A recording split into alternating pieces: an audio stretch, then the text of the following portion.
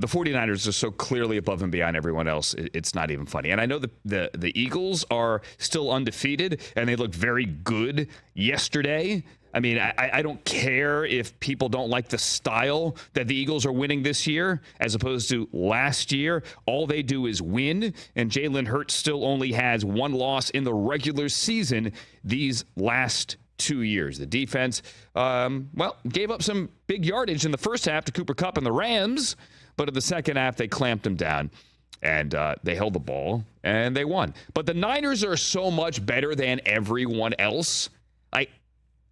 I mean, what's the gap between the Eagles and the Niners? Let's ask that. I think it's pretty sizable. And what we learned yesterday is the road to the Super Bowl in the NFC, and I'm sorry, Philly fans, I do think you will lose, and I don't know when the Niners will lose next, is going to go through Santa Clara. I'll say it right now. It ain't going through Dallas. It is not. And if you're a Cowboy fan right now, maybe you're on television wearing a jersey and a big goofy hat. TJ, thanks for not doing that today. But if you're a Cowboy fan right now, he thinks that's funny, though, you know. If you're a Cowboy fan right now, I'd be demoralized because this was their Super Bowl. I mean, it wasn't. It's week 5. But the talk coming out of Dallas this week is this is our prove it to ourselves in the world game. The Niners have knocked us out of the playoffs the last 2 years in heartbreaking fashion. Like, Zeke is not going to play center on Sunday night in Santa Clara.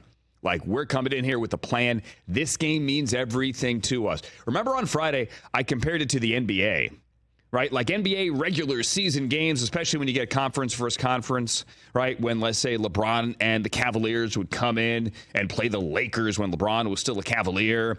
And this game meant everything to the Cavaliers, and the Lakers are like, yeah, whatever. If you win, you win. If you don't, you don't. And so much of the NBA is who wants it more and who has good energy, right? It's like effort. So much of the NBA is effort in the regular season, right? So the Cowboys put it out there. This was our effort game. This game meant the world to us. Richard Sherman on the Prime Video, the Amazon Thursday night post-game show, after the Bears shocked the Commanders in Washington, he's a former 49er, said this game does not mean as much to the 49ers. This is the Super Bowl to the Cowboys. The Cowboys win. Don't be stunned because the 49ers, although they are going to bring the juice, just doesn't mean as much. Funny thing happened when they kicked the ball off. The 49ers are the better team, and Mike McCarthy got outcoached, and Dak Prescott got outplayed. And the same things that you've seen in years past, Dak saying, I'm not going to throw picks. He throws picks, right? The Monday mornings where Dan Orlovsky gets on the TV and says, why are you throwing the ball there? How do you throw the ball there? Yep, it's the same nightmare scenario that you didn't think you would see. Or maybe if you're a Cowboy fan, deep down inside, you knew you might. TJ, deep down inside, did you think this is how your Monday would play out? And of course, TJ, you speak now as the official spokesperson for every Dallas Cowboy fan. Well, that's a title that I've held for a while. Look, one, I've picked the Niners to beat the Cowboys since the schedule came out. I've constantly said they're a hurdle we can't get over, and until we're able to beat them, then we can't consider ourselves Super Bowl champions. But what you said earlier, I have a question because you're obviously far more in tune than I am. Was it really coming out of Cowboys camp that this was our Super Bowl and like this game? I don't, because I have a hard time believing that someone could put that much faith into a Week 5 matchup as long as this season is. And I mean, I personally didn't look at it like it's like this is our Super Bowl. I looked at it as like this is a team we haven't been able to beat, and it's going to be a great measuring stick as to where we are. And we didn't beat them, and we got beat down, as a matter of fact. But I can't imagine anyone on that team legitimately thinking like, this is it. Nobody said Super Bowl. Richard Sherman Thursday night said the Cowboys are talking as if it is their Super Bowl. But if you go back and you look at the quotes during the week, I think the Cowboys talked this game up in a big way. They certainly knew the significance of the game. Now, granted, you have to be asked the question, how big of a game is this? And you have to fall for it and bite. Right. Like Joe Burrow, for example, was asked, is it a must-win? He said, yes, he delivered. Much different opponent. I get that. Sure. But he put it out there. He bit. He delivered. We certainly know that this was a significant game. The Cowboys did not downplay the significance. Do we agree on that? I agree with that. They did not downplay the significance of this game in any way, shape, or form. I believe we have reaction. We now have post-game podium reaction from Mike McCarthy. Well, I think it's a punch in the gut. It's a kick in the ass, whatever phrase you want to put on it. But, I think it's clearly, but you look at how this season's gone. We've been knocked down. I mean, clearly, they beat us in all three phases. So, I think we will clearly acknowledge it. And I'm not a burn to take guy. I think that's a crock. We're not going to do that. We're going to go through it, make sure we're clear on exactly, what the expectation are. Make sure we're giving our players what they need to be successful. So, they played extremely well, and we did not. We don't do polls or surveys here, do we? We usually don't, right? We can. We do. Okay.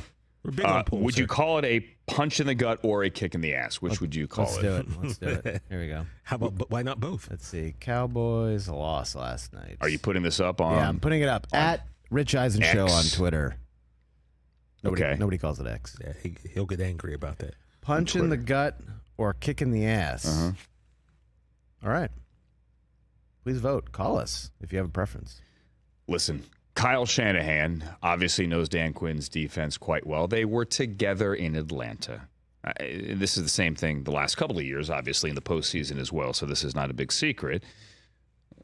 But Kyle Shanahan undressed that defense last night. Again. And that goes to coaching. Period. I'm not doing the fire Dan Quinn, fire Mike McCarthy thing. No, that's absurd.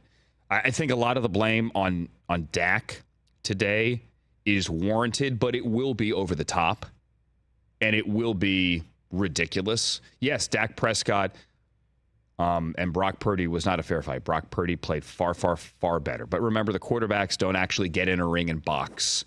Okay, they're not playing one-on-one. It's not basketball. There are other factors here, like the other team's defense. And Dak played poorly. Brock Purdy played fantastic. What do we have here, Hoskins? Yeah, played Dak. Didn't see it coming. As you said, put everything into this and got punched in the mouth. Called a couple of weeks ago humbling against Arizona. But this may be the most humbling game I've ever been a part of. Felt good about the preparation. Felt good about everything, honestly, coming into this game, matchups, and they beat us in every aspect. Beat us in every aspect.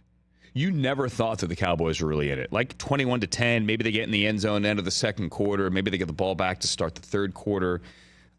You just never felt like they had a shot.